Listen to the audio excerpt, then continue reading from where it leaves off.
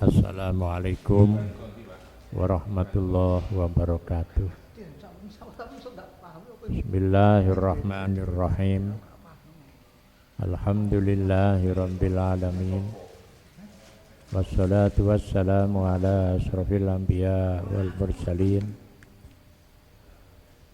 Habibina wa syafiina wa qurrati ayunina Muhammadin wa ala alihi wa sahbihi ajma'in, amma ba'd.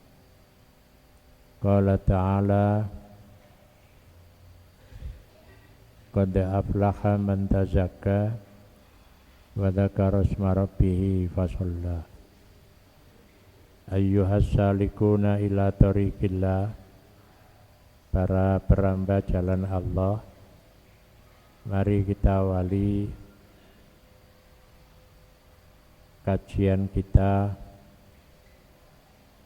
yakni kajian tasawuf irfani, dengan bersama-sama membaca Ummul Quran agar kita tetap sehat walafiat, ilmu manfaat, rezeki gangsar barokah, anak cucu soleh dan solihah. Besok apabila kita dipanggil oleh Allah, kita mendapatkan husnul khotimah.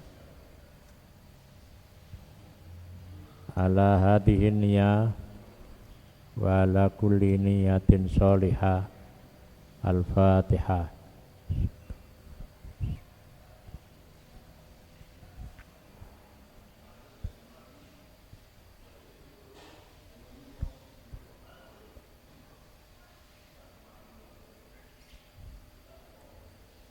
Jamaah yang dimuliakan oleh Allah, kita sekarang membahas pada halaman 18. Tipe-tipe dari kajian tentang tipe-tipe, maksud saya asal usul tasawuf. Jadi asal usul tasawuf. Untuk kelengkapan silakan jamaah bisa membaca sendiri tentang asal usul tasawuf, dan kita ketemu bisa kita diskusikan. Cuma pada bagian akhir tentang asal usul tasawuf, banyak orang yang mengatakan bahwa tasawuf itu merupakan ajaran kejawen. Jadi ajaran kejawen. Pada alinea terakhir halaman 18 ya. Maka di sini terjadi sebuah perdebatan. Apakah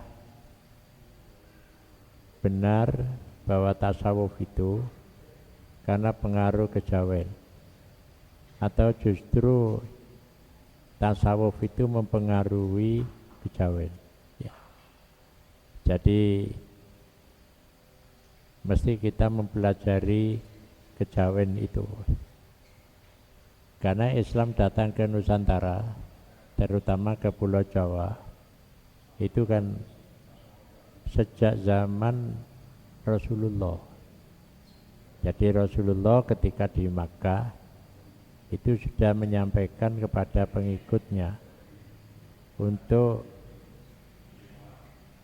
berdakwah ya. Ada yang sampai ke negeri Cina, ada yang sampai ke Ethiopia ya. Yang dimana Ethiopia itu rajanya adalah orang Nasrani. Tapi setiap ada orang yang datang itu tertarik untuk mau menerimanya ya. Sehingga umat Islam di Ethiopia itu, kalau nanti Bapak jamaah membuka di Google atau di YouTube, itu dikatakan umat Islam itu sudah 59%. dari jumlah penduduk Ethiopia. Ya. Jadi kalau masuknya sejak abad ke pertama zaman Rasulullah, yakni 571 Masehi, berarti kan mempengaruhi, ya. Jadi mempengaruhi perkembangan masyarakat. Jadi kalau di Ethiopia itu sebelumnya penduduk itu mengikuti agama Nasrani, ya. Tapi agama Nasrani yang ortodok. Jadi agama Nasrani yang kuno itu dengan ajaran Islam hampir sama, karena ayat Al-Quran menyebutkan ya ahlal kitab ta'alau ila kalimatin sawa bainana wa bainakum. Wahai ahlul kitab, ta'alau, kesinilah, ya, monggo mriki, ila kalimatin sawa, sebagai agama yang sama, bainana wa bainakum. Jadi kalau diteliti, ajaran ortodok itu ya mendekati dengan ajaran Islam. Jadi kalau di Nusantara tidak ada tuh Nasrani ortodok, yang ada itu Katolik dan Kristen Protestan, yang itu sudah mengalami reformasi, ya. Nah, juga apakah Islam itu mempengaruhi masyarakat atau masyarakat yang didatangi oleh Islam itu mempengaruhi Islam? Jadi kemungkinannya bisa seperti itu. Jadi kemungkinannya bisa seperti itu. Kalau di Nusantara memang sebelum Islam datang ada agama Hindu dan ada agama Buddha, ya.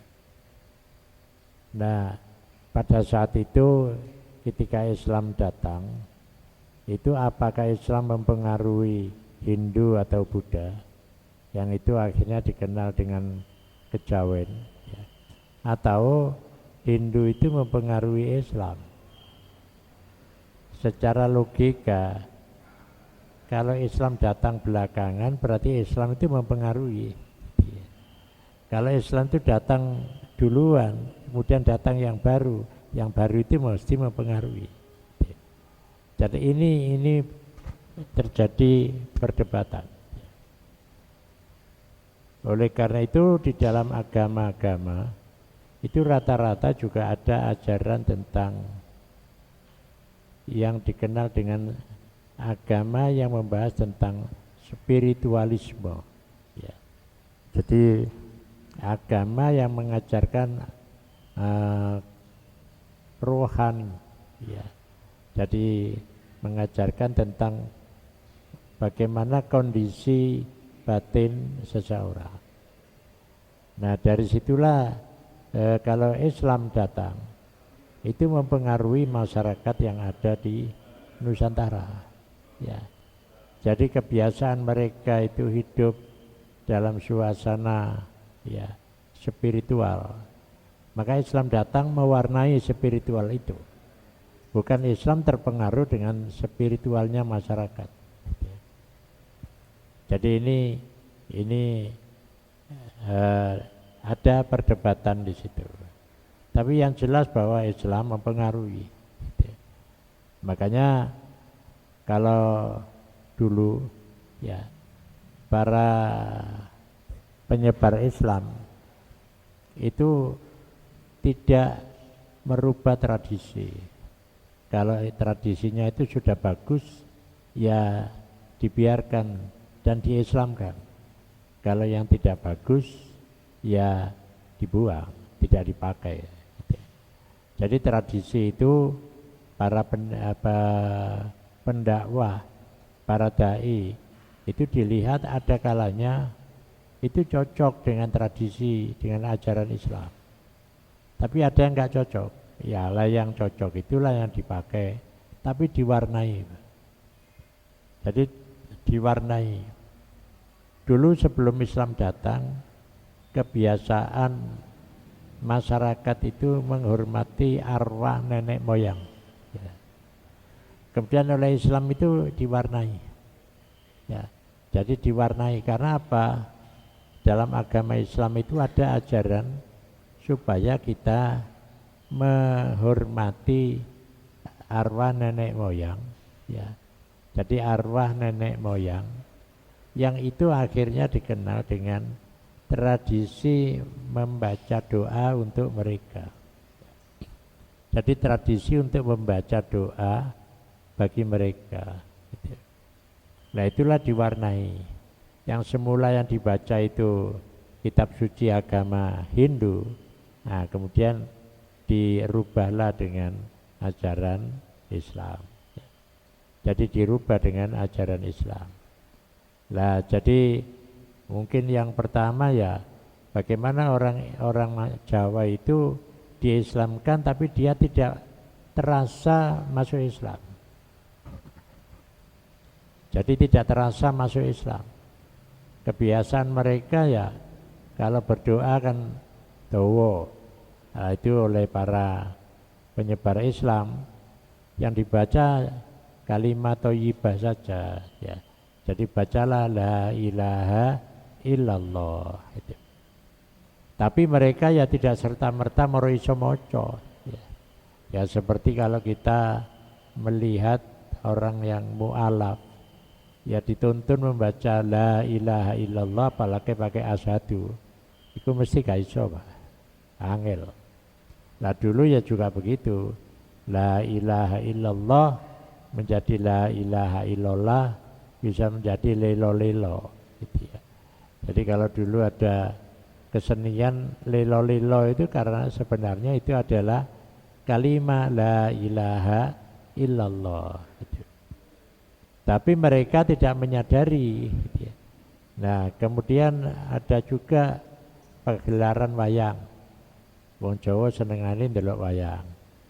Nah itu kan kalau mereka mau nonton boleh tapi harus bayar tiket. Lah tiketnya apa? Ya tiketnya membaca kalimat la ilaha illallah ya. Ada tiketnya yang dia karena kita ini mau melihat pewayangan yang arahnya menuju kesucian, maka kita harus suci. Diwurui wudu ya. Jadi diwurui wudu. Jadi tiketnya itu bayare la ilaha illallah dan mereka diwurui wudu gitu. Jadi diwurui wudu, diwurui istinja ya, dan lain sebagainya gitu. Nah itu sama dengan dilakukan oleh penyebar Islam di Papua ya. Mereka sama sekali tidak pernah mandi ya. Tapi diwurui mereka supaya ketika mau masuk Islam mereka diajak ke satu ya seperti kolam gitu atau danau, masing-masing diberi sabun ya. Nah jadi masing-masing diberi sabun bagaimana cara mandi ya. Nah itu akhirnya banyak orang sana itu tertarik. Lek ngono enak agama Islam iki. Namun di Papua mesti tahu adus. Begitu ngerasa adus seger ternyata adus itu. Nah itu kan dakwah ya. Jadi dakwah merubah. Makanya kalau ada yang mengatakan Islam itu terpengaruh, tasawuf itu terpengaruh dengan ajaran Hindu Buddha, ya bisa saja. Tapi kalau logika tadi yang mempengaruhi mereka itu ya Islam. Jadi merubah gitu ya.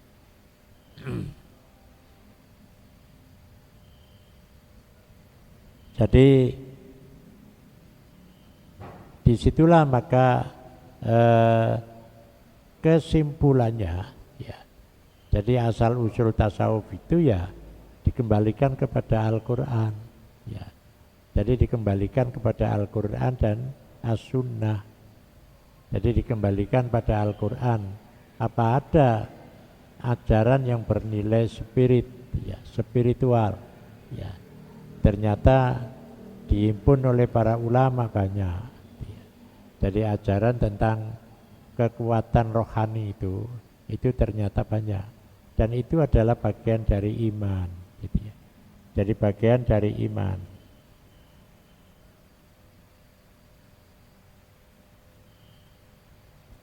Nah, jadi kalau ada disebutkan jadi kalimat Sang Hyang Dumadi ya, dan lain sebagainya, itu sebenarnya adalah penjawaan dari bahasa Arab. Jadi penjawaan dari bahasa Arab. Kalau mereka itu ya, kalau mereka itu menggunakan bahasa Arab sulit itu bisa jangankan diamalkan, diucapkan saja sulit. Makanya hasil dari penelitian Prof. Simo, dulu pernah jadi rektor IAIN Sunan Kalijogo. Dia meneliti Ki Ronggo Warsito. Ya. Jadi itu diteliti bukunya. Nah, diteliti ternyata isi bukunya itu ya, itu banyak mengambil dari kitab-kitab tasawuf. Ya. Jadi yang di negeri Arab, cuma di bahasa Jawakan. Cuma namanya aslinya bukan Ronggo Warsito. Namanya itu bahasa Arab, berbahasa Arab. Ada yang mengatakan dia itu namanya seperti nama Syekh Abdul Qadir Al-Jilani ya.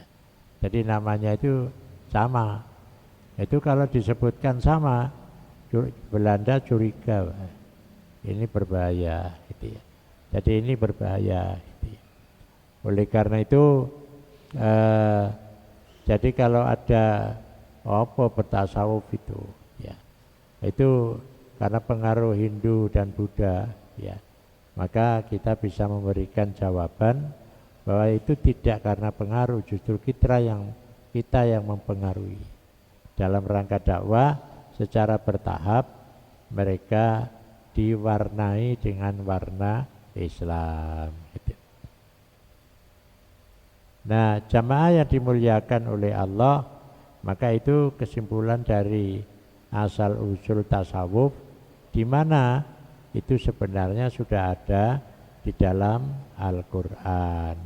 Jadi enten di dalam Al-Quran, baik itu yang digambarkan tentang Nabi Khidir ya, kemudian digambarkan tentang alam, digambarkan tentang ya datangnya ya manusia dari awal penciptaan, kemudian dia juga akan kembali ke awal penciptaan ya, ke watonul asli gitu.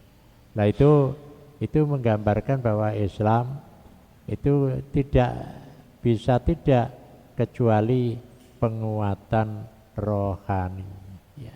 Jadi penguatan rohani, dan kalau disebut dengan penguatan rohani itu di dalam Islam disebut dengan bagaimana penguatan iman gitu. Jadi penguatan iman, sehingga 3 ajaran yang kita ketahui dalam Islam, yakni iman, kemudian Islam dan ihsan. Itu kalau iman itu fondasi, kemudian kalau Islam itu ya konstruksinya, kemudian kalau ihsan itu ornamennya gitu. Jadi dari situlah menjadi lengkap gitu ya. Jadi dari situ menjadi lengkap gitu.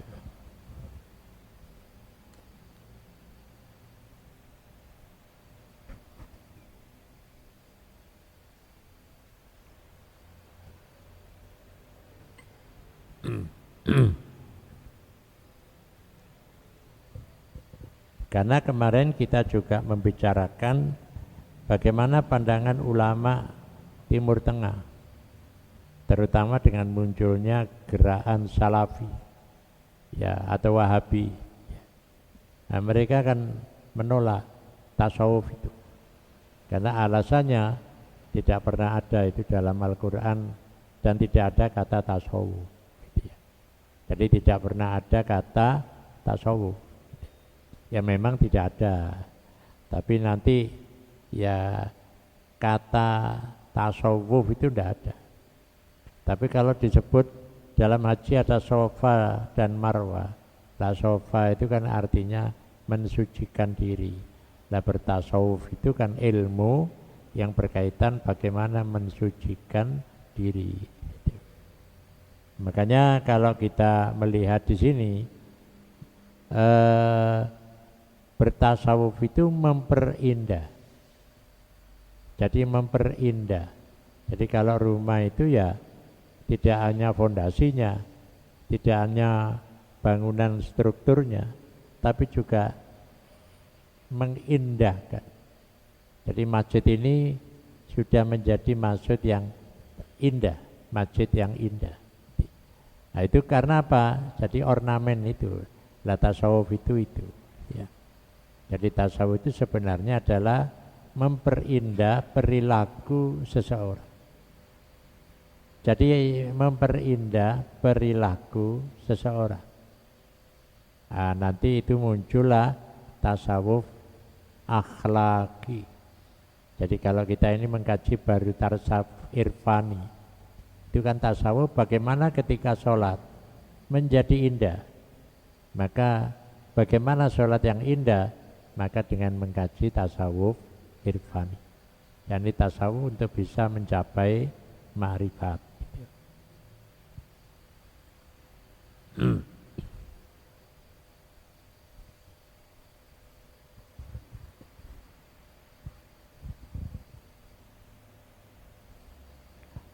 Nah, kita masuk pada pembahasan tentang tipe-tipe aliran tasawuf. Jadi macam-macam secara garis besar ya, halaman 19. Jadi kalau tadi saya sebutkan ada tasawuf irfani, ada tasawuf akhlaki, ada tasawuf falsafi ya. Jadi ada 3 itu. Nah, tasawuf irfani ini tasawuf yang berkaitan dengan bagaimana seseorang ketika beribadah itu dia bisa mencapai ma'rifat ya. Kenal karo Gusti Allah. Kalau akhlaki memperindah perilaku seseorang. Kalau falsafi itu memahami dengan logika tentang apa yang diungkapkan oleh para ulama. Karena ulama itu banyak mengungkapkan itu dengan ungkapan yang tidak mudah dicerna. Maka itu nanti dikategorikan sebagai tasawuf falsafi.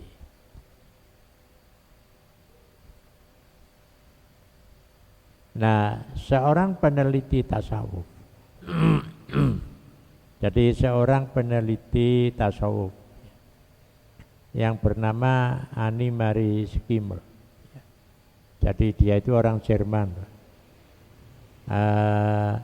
Dia itu hafal Quran. Hafal Quran itu orang Jerman. Kemudian dia banyak menghafal hadis. Dia pemikiran tasawuf setiap orang dia paham. Nah, ketika yang menarik itu ada satu riwayat ya.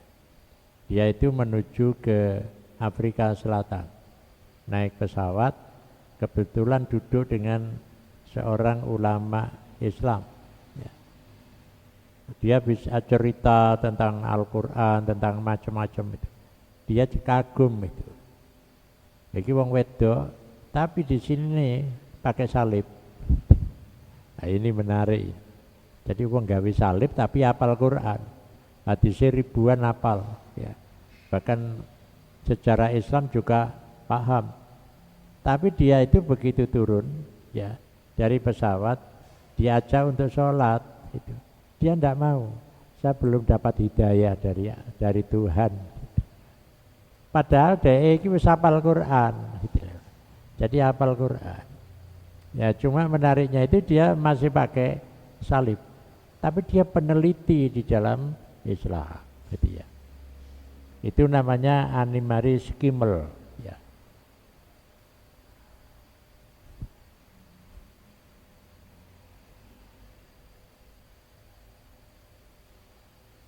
Dia menyatakan bahwa tasawuf dalam Islam itu adalah sama dengan ajaran tentang mistik. Jadi nanti muncullah namanya mistisisme di dalam Islam. Jadi mistik itu bukan yang kita kenal itu mistik yang tradisi, bukan. Tapi mistik itu adalah beragama tapi dari sisi rohani, gitu. Maka disinilah seseorang itu mesti mempelajari batin seseorang itu terdiri dari berapa unsur. Ada akal, ada hati, ada nafsu, gitu. Nah, disinilah dia menjelaskan bahwa tasawuf itu menurut Annemarie Schimmel itu adalah mistisisme di dalam Islam. Nah, dalam Al-Quran itu banyak ayat-ayat yang berkaitan dengan mistisisme, ya. Berkaitan dengan mistisisme. Karena bertuhan itu kan mistik. Jadi bertuhan itu kan memahami bahwa Tuhan itu ada. Padahal tidak pernah kita berjumpa secara fisik, ya.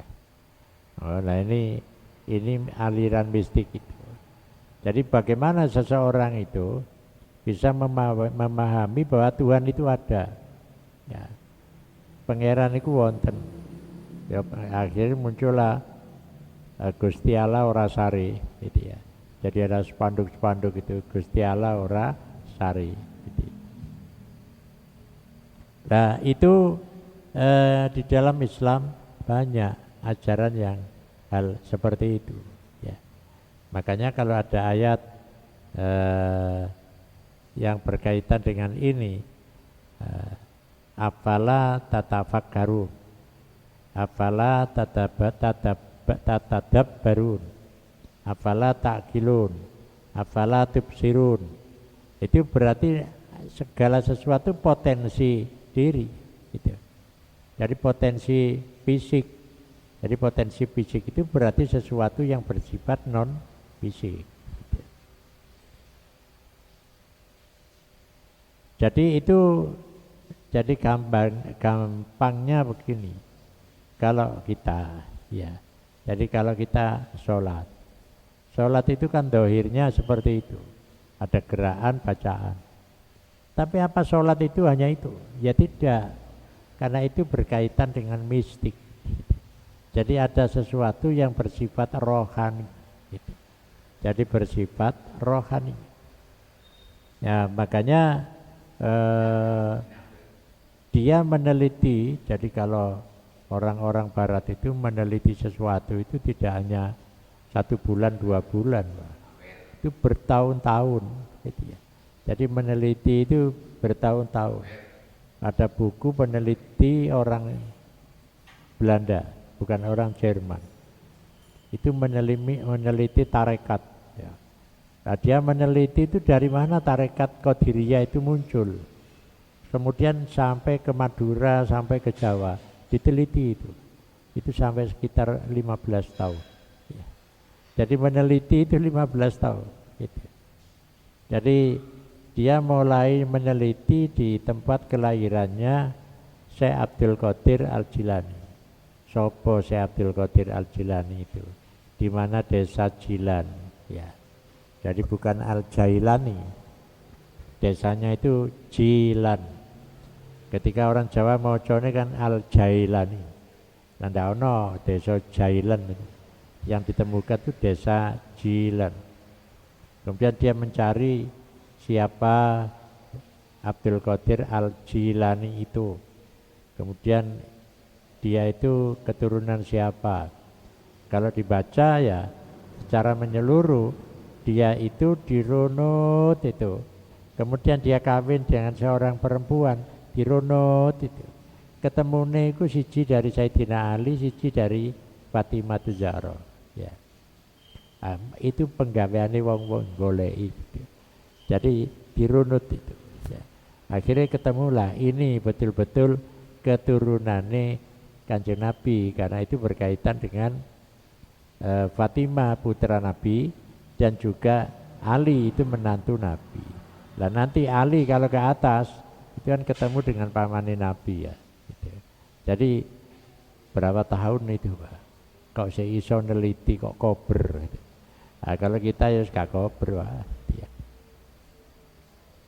Ya seperti mahasiswa meneliti ayam ya. Jadi beli ayam betelur ya, mulai kecil diteliti, ada 10 ayam itu ya.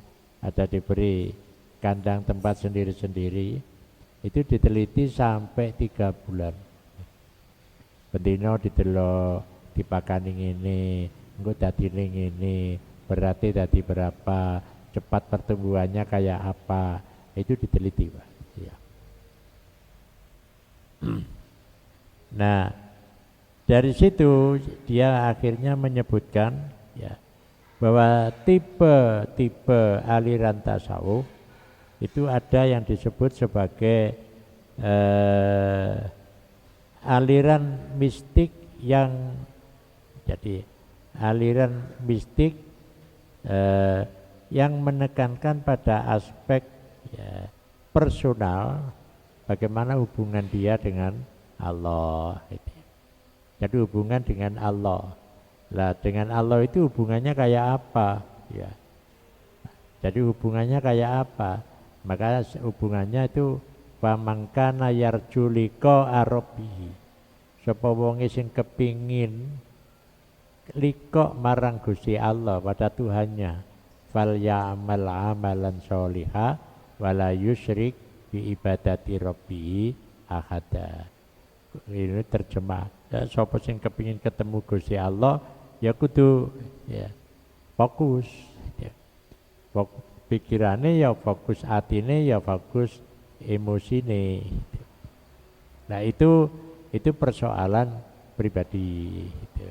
Tapi akhirnya ya berkembang namanya keilmuan ya, ternyata ya tidak hanya aspek personal tapi juga aspek yang bersifat tidak personal, jadi itu berjamaah gitu. Makanya kalau ada aliran yang anti tasawuf itu lek ana wong mari sembahyang jamaah kok wiridan, dia tidak mau wiridan pergi ya. Lah karena mereka berpikir wiridan itu untuk dirinya sendiri dan dia sendiri. Lah padahal kalau dalam pikiran kita itu kan perlu ada talqin gitu. Jadi kudu ditalkin. Jadi wong wiridan iku kudu ana sing nalkin. Sapa sing nalkin? Imame, Pak. Gitu. Jadi imame. Makanya dulu Rasulullah itu setelah salam itu menghadap ke jamaah. Itulah apa? Gitu. Nah, kita ini kan ndak, pokoknya mari ngimami madhep tok nang jamaah gitu. Lah Gusti Rasul nggih mboten, madhep nang jamaah itu karo nalkin gitu. Jadi dulu ya Rasulullah baca Astaghfirullahaladzim, jamaah baca Astaghfirullahaladzim. Jadi ngetutno gitu. Dan itu dituntun, itu talqin itu nuntun maksudnya gitu. Bukan talqin itu di wamudin di kuburan, boten. Jadi talqin itu kata yang bersifat umum. Jadi setiap orang yang menuntun orang lain itu namanya mentalqin. Gitu. Jadi Rasulullah menghadap ke jamaah setelah ngimami. Iku lha apa? Wong madhep tok gitu ya. Ya ora, masa Kanjeng Nabi musprono ya perbuatannya ya tidak, perbuatannya orang muspro gitu ya. Jadi perbuatannya orang muspro. Makanya itu sebagian ulama menyatakan ya itu Rasulullah mentalkin jamaah. Jadi afdhalu dzikri fa'lam annahu la ilaha illallah. Tapi kalau dulu ya jamaah itu yang mengikuti setelah imam, tapi sekarang nggak bareng. Kira-kira wis ngerti kabeh ya, wis gak perlu ditalkin lagi gitu ya. Ya aslinya ya tidak dituntun gitu. Lah dituntun itu mengikutinya dan mengikutinya bareng gitu. Nah cuma sekarang sudah berubah gitu ya. Jadi kalau begitu ya Rasulullah itu semua perbuatannya itu tidak muspro kabeh ana karpi. Makanya ditambahkan Sayyidina Umar itu ketika selesai ngimami sholat subuh, satu ketika ngimami sholat subuh itu ya menghadap ke jamaah tapi sambil melihat gitu. Sapa sing gak teko gitu. Jadi kaya ngabsen gitu Pak. Lagi apa ya kober imam ate ngabsen jamaah. Mun jamaah gak tetep kok. Ya. Kan ono jamaah tetep, ono jamaah ora tetep. Ya itu ada jamaah tetep itu ya yang mukim, ada yang enggak tetep itu namanya musafir. Lalu musafir teko nggawa mobil melok jamaah, ya imamnya gak kenal Pak. Gitu ya. Gak kenal. Tapi kalau jamaah sing rutin lah itu mesti kenal. Lah Sayyidina Umar satu ketika yang usai ngimami sholat subuh madhep nang jamaah. Terus dilihat aja sapa sing ora jamaah. Begitu Umar turun dari masjid ya, jalan menuju pasar, ketemu sama ibunya pemuda ini. Kemudian ditanya oleh Umar bin Khattab, Bu, tadi Khasama kok tidak nampak jamaah subuh? Baik Khalifah, dia sekarang ngantuk. Loh kenapa kok ngantuk? Dia semalaman itu sholat sunnah. Jadi sekarang waktunya sholat subuh malah ngantuk, jadi gak sholat subuh. Akhirnya jawab Umar, saya lebih suka sholat isya berjamaah dan sholat subuh berjamaah. Itu pahalanya sama dengan sholat sunnah semalam suntuk. Jadi lek kula jenengan kepingin sholat sunnah ganjarane padha ambil sholat sunnah semalam suntuk. Ya isya berjamaah, subuh ya berjamaah cukup gitu ya. Jadi cukup, gak usah kate sholat tahajud barang langsung turu tangi kok harus sama subuh ngoten mawon. Jadi niku yang digambarkan bahwa imam madhep nanggone jamaah itu bukan hanya sekedar madhep siji kudu nalkin nah jamaah, nomor loro didelok sapa sing gak teko gitu ya. Jadi sapa sing gak teko gak jamaah gitu. Nah, cuma sekarang kan ya ndak ada begitu. Podo-podo angel-angel ngono ya wis madhepe tetep nang kiblat terus maca wiridane lah jamaah langsung mengikuti. Ndak perlu ditalkin lagi wis hafal. Malah jamaah itu lewis kadung ngapal mocone luwih cepet timbangane imami ya. Sehingga mulai dhisik itu karena dia sudah selesai gitu ya. Jadi mulai dhisik itu duduk perkara gak gelem tapi wis mari maca dhisik gitu. Jadi begitu imame maca afdhalu dzikri la ilaha illallah ngatek wis wong dhewe wis dhisik kok ya. Jadi mulai dhisik. Jadi ini hasil penelitian, nanti semua penelitian yang dilakukan oleh orang Jerman ya, termasuk Annemarie Schimmel ini. Jadi tapi mereka tidak meneliti wiridani gitu ya. Tapi tidak meneliti wiridani. Cuma melihat pemikiran para ulama dulu. Lah iki pemikirannya zuhud ya. Jadi zuhud itu dia selalu ngomong masalah zuhud, maka dia itu dikenal sebagai ulama yang berteori tentang zuhud. Ono sing ulama diketahui dia itu selalu ngomong ilmu kimia. Jadi ilmu kimia itu diteliti, Pak. Jadi diteliti sampai kesimpulannya bahwa dia itu seperti yang pernah saya sampaikan, bahwa rezeki seseorang itu lek sak gelas, ya sak gelas itu lek disoi terus, ya itu tumpah. Itulah dikenal dengan Dunun Al-Misri itu sebagai Abul Faid. Ya. Faid itu artinya pelimpahan. Jadi rezeki seseorang itu jatahnya lek sak gelas, ya sak gelas. Lek kakean kutah. Lek kutah iku ana kalane ditokno karo sing oleh, ana kalane dijopo karo Gusti Allah. Gitu. Jadi ana kalane dijopo, makanya lek ana wong kelangan itu. Karena gak tahu ditokno, makanya kelangan. Berarti itu dijopo karo Gusti Allah. Gitu. Jadi dijopo. Gitu. Itu kalau kita belajar ilmu tasawuf, cara berpikirnya berbeda. Tapi kalau kita ini berpikir syariat ya kelangan lapor nang polisi. Ya. Begitu lapor ketemu wis 2 tahun, Pak. Saya punya teman itu dulu punya mobil van tren. Ya. Hilang mobilnya, lapor. Ya kemudian setelah 2 tahun dia dipanggil, Pak, ini mobilnya sudah ketemu. Ya. Begitu ketemu didelok, ya. Lebane gak ono, joke gak ono, mesine gak ono, kari bodine tok, akhir dikongkon bayar. Ya. Ya wong lapor ya wis ditemokno lah ya bayar. Gitu. Padahal itu mek ono bodine tok kate nomere sing padha. Mbok iki nomor gawenan anyar apa nomor asli ya ndak tahu. Gitu. Makanya kalau ilmu syariat ya kelangan ya wis dilaporno. Tapi lek ilmu hakikat iku dijupuk maneh karo Gusti Allah. Jadi dijupuk maneh karo Gusti Allah. Makanya kalau dulu para kiai itu ya.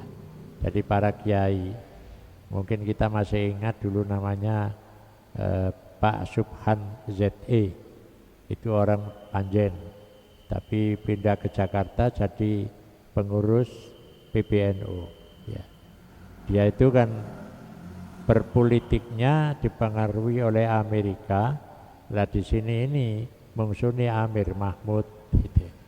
Menurut satu versi bahwa Amir Mahmud itu punya kurir bagaimana ketika Subhan ZE itu pergi haji, dia naik mobil ditabrak truk teko mburi.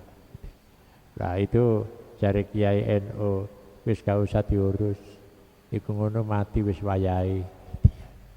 Jadi direken wis wayahe ya. Jadi yang pancene wis wayahe mati ku sebabe akeh. Sebab lek ana sing digoleki terus sapa sing mateni?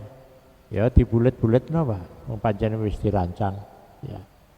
Itu baru nanti ketok iku Gusti Allah. Ya. Jadi besok, makanya contohnya Munir. Ya. Munir itu yang dari Batu itu kan ketika mau sekolah ke Belanda ada rancangan dia itu diberi aqua begini tapi disuntik dengan obat kemudian diisolasi. Ya. Kemudian dia mati kan. Nah, itu di Uber itu. Ya. Pada cuma waktu itu ya memang ada yang dikorbankan. Gitu. Nanti kalau dihukum ya keluarganya akan dijamin gitu. Tapi yang goleki sapa ya karo nganti sakniki gitu ya. Nah makanya ulama NU itu berpikirnya sederhana. Nek wis mati wis gak usah diurus. Iku ngono urusane Gusti Allah gitu ya. Wis gak usah diurus. Makanya Pak Subhan dulu itu ya ada sebagian mari kita lacak siapa yang merancang untuk membunuh. Tapi kayak ulama enake jawabane wis mati ya. Yes. Ya wis gak usah diurus. Mene-mene rekaman itu sudah dimiliki oleh Allah. Coba sing nabrak, lah sing ngongkon coba iku ana dibuka besok. Gitu. Lah hal-hal seperti itu adalah mistisisme. Jadi dibalekno kabeh nang Gusti Allah. Gitu. Jadi lek ana wong berpikir mistisisme itu kabeh urusan dibalekno nang Gusti Allah. Enteng wis. Tapi lek diurus secara kemanungsan wah mblenger Pak. Jadi mblenger itu. Ya gak mari-mari. Makanya ada orang itu ada masalah dilaporkan mari ngangkat pengacara bayar mari ndek kono wis pokoke bayar tok lah. Kita bantek akeh. Babah cari ilmu tasawuf wis jarno ae wong iku ya dhek Gusti Allah. Jadi enak mawon. Jadi makanya berpikir tasawuf itu berbeda dengan berpikir hukum syariat. Kalau hukum syariat ya digolekno sapa sing iso goleki, sing iso menyelesaikan. Apa perlu pengacara, apa perlu mediator, ya, dan lain sebagainya. Ya. Nah itu secara praktis memahami tasawuf ngoten niku. Ya. Jadi memahami tasawuf nggih pun ngoten niku mboten usah dipikir dawa. Jadi lek ana apa-apa jawabane enak wis wayahe. Jadi wis wayahe. Wis ditata karo Gusti Allah. Lek kita mboten puas ya cukup wis ku direkam karo Gusti Allah. Ya. Jadi direkam.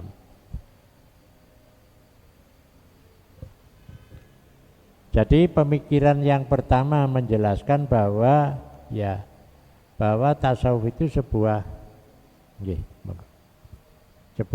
amalia yang bersifat personal. Monggo.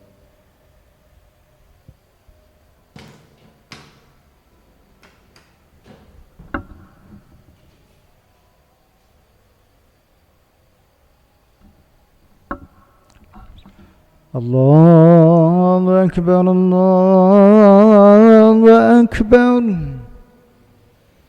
Allahu Akbar, Allahu Akbar. Asyhadu an la ilaha illallah.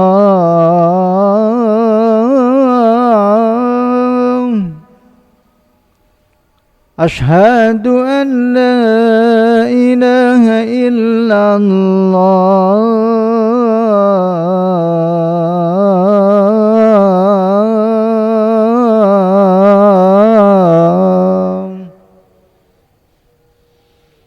أشهد أن محمد رسول الله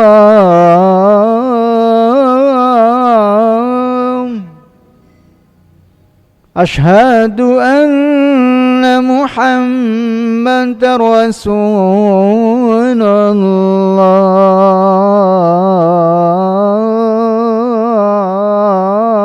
الله حي على الصلاة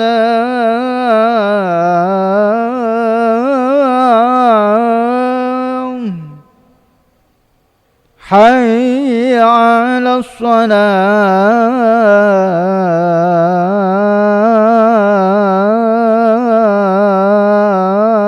الصلاة حي على الفلاح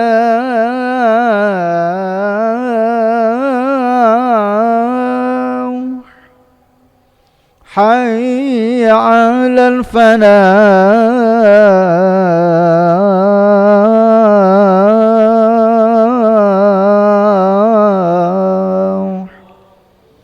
الله أكبر الله أكبر لا إله إلا الله.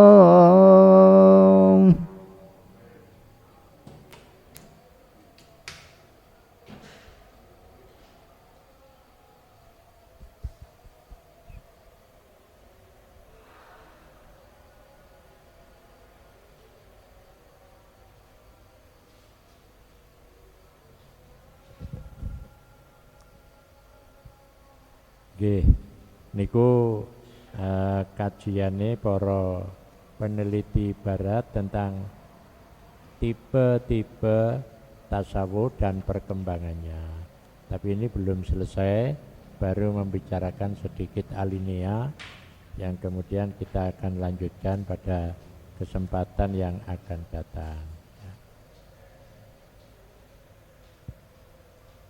Menawi wonten pertanyaan, monggo. Nek mboten wonten kita cekapaken semanten. Wallahu a'lam bishawab. Assalamualaikum warahmatullahi wabarakatuh.